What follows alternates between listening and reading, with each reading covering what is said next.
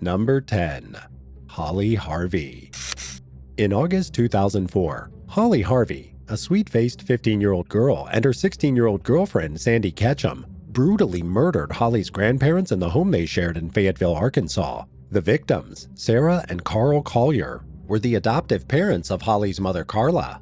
They made their little family official in 1967, but Carla soon turned down a wayward path. She began drinking heavily and doing drugs, and at one point, the young woman began stripping to earn a living.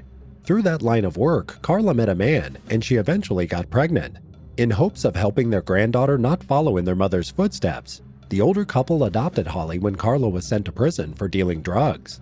Throughout most of her life, it seemed the apple didn't fall far from the tree. Holly was incredibly rebellious and often got into drugs. Her behavior only got worse after meeting Sandy, who was abused by her own family. The teens quickly formed a trauma bond and were inseparable. When the Colliers noticed the unhealthy attachment, they tried to stop Holly from seeing Sandy. This only forced the young lovers to meet secretly. One day, the pair wanted to pick up some drugs from a local dealer, but they had no form of transportation. Holly suggested they kill her grandparents and steal their truck. At first, it seemed like a joke, but as the couple discussed it, they decided to actually go through with the murder. Holly and Sandy went to the Colliers' basement and smoked marijuana. They knew the smell would cause the elderly couple to come check on them, which is exactly what they wanted. When Sarah and Carl came down, the girls ambushed them. They swung wildly with knives until they were certain the victims were dead. Then, they took Sarah's cell phone and grabbed the keys to the truck. A close neighbor of the Colliers found their bodies and instantly suspected Holly was to blame. He then called the police and told them about the gruesome scene he'd stumbled upon. Luckily, authorities were able to track Susan's phone and find the killers. In court, the young lovers pleaded guilty. Sandy ended up testifying against Holly, but they were both sentenced to life in prison. When the judge overlooking the case asked Holly what he thought should be done to her, she replied, "I think I should be dead." In response, the judge stated, "We both agree on that." Number 9. Happy Birthday. Turning 16 is a special occasion for many young teens. While they aren't 18 yet, the landmark birthday often symbolizes that they're one step closer to becoming an adult. However, in a TikTok that was posted to the app in 2023, one girl proved that she hadn't reached that level of maturity yet.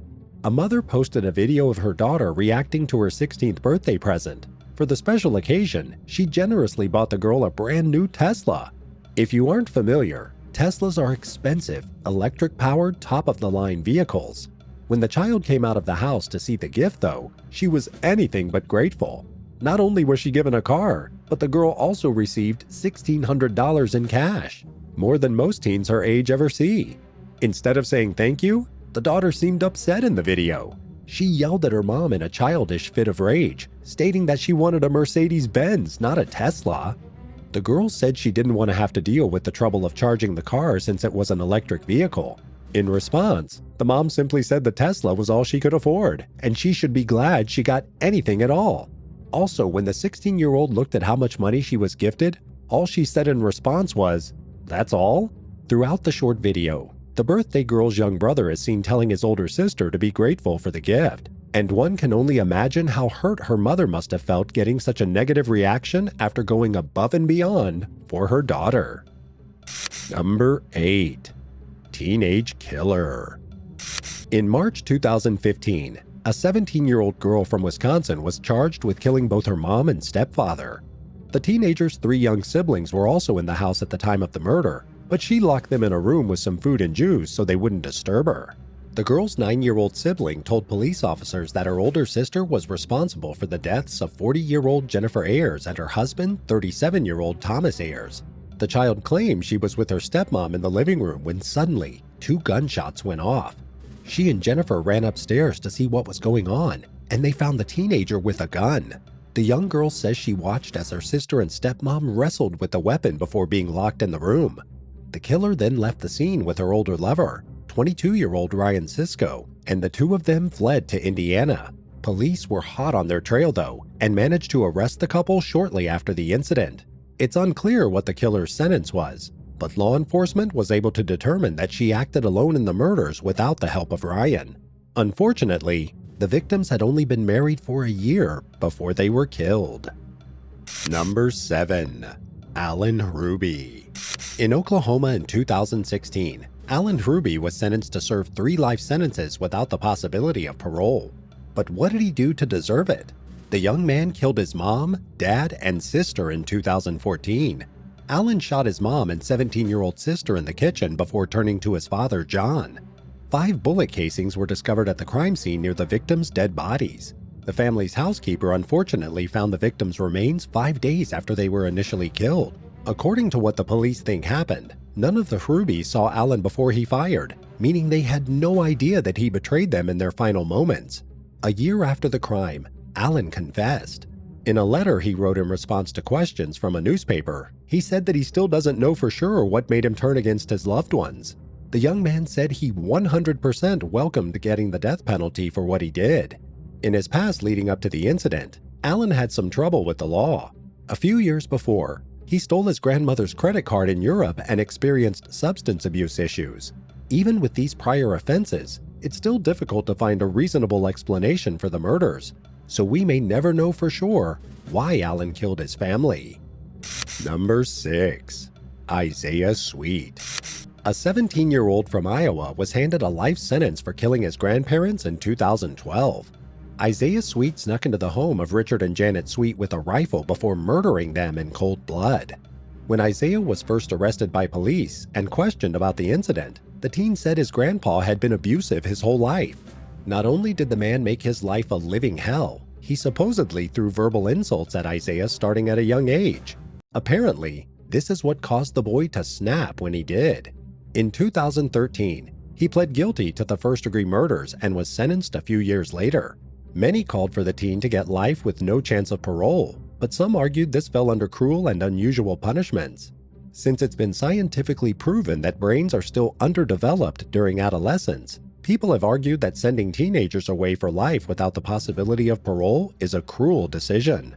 With this in mind, Isaiah will eventually be eligible for release. But what do you think? Do you think killers deserve a chance at parole later in life? Or do you think they'll never truly change? Let us know in the comments down below. And be sure to subscribe if you're enjoying the video so far. Number 5. Kool-Aid Man Challenge.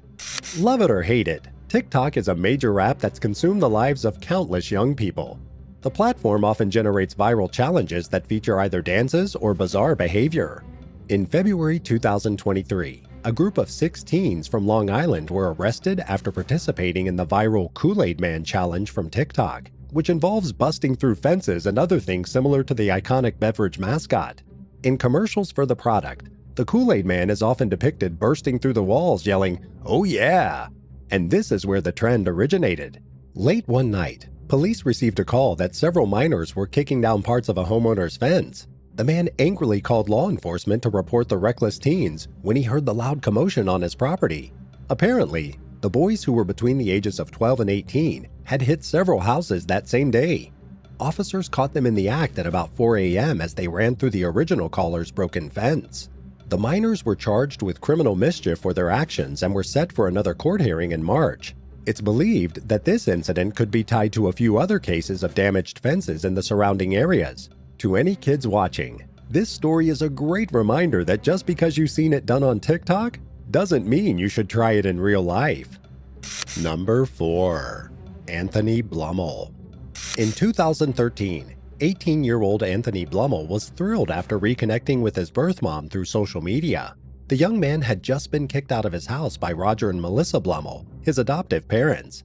Anthony's biological mother, Keisha Shaberg, was just as happy as her son to be reconnected, but things quickly took a turn for the worse. Keisha claimed that putting Anthony and her other son Chris up for adoption killed her inside, but at the time, she truly believed it was for the best. The reason the BLUMLs kicked Anthony out was because he often argued with them and refused to stop smoking weed. For some time, he took turns sleeping on different friends' couches while working odd jobs and selling drugs. Eventually, he got in some trouble with law enforcement for dealing. Around this time, he reached out to Keisha online and they planned to meet up.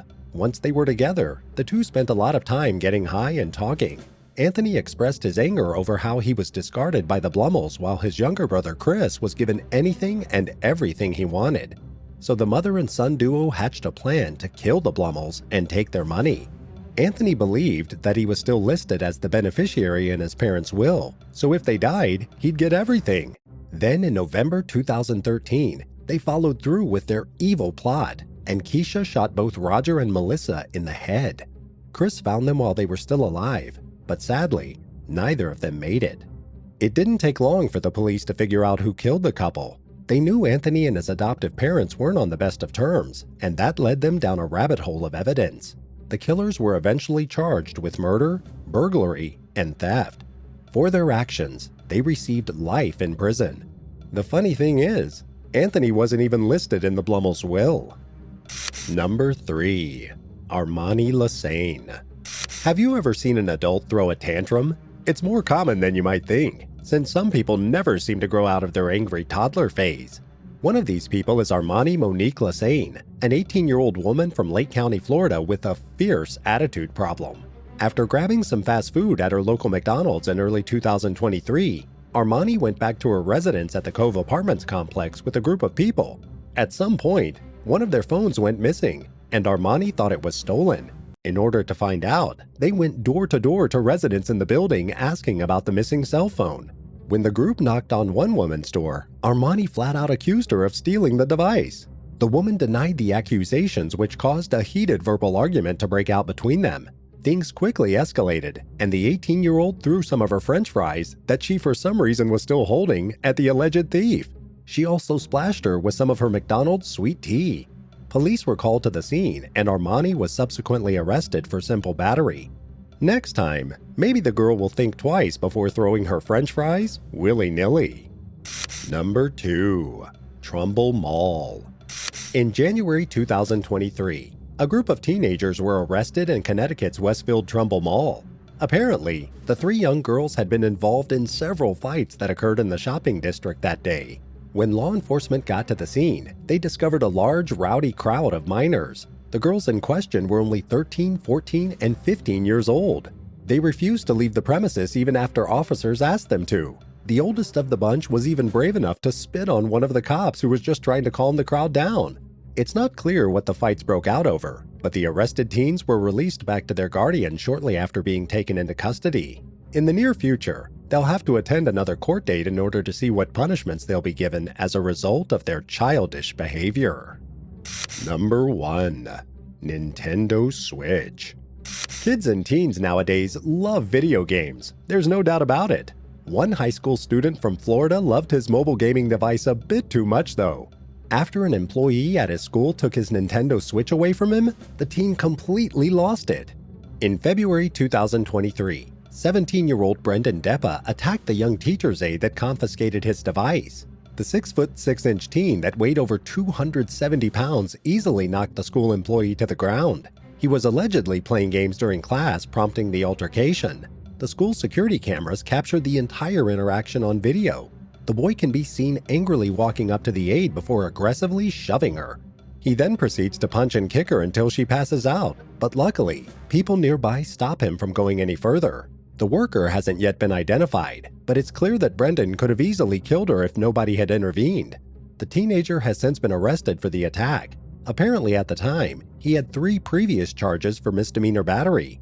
As a result, Brendan had to go through a court-ordered program, but it didn't seem to work for him. As police put him into handcuffs, the boy was heard cursing at officers in the body cam footage. Would you rather have a spoiled kid yourself or have to work with them every day? Let us know what you'd prefer in the comments down below. If you liked today's video, be sure to subscribe to the channel. Thanks so much for watching, and we'll see you next time on Bad Badger.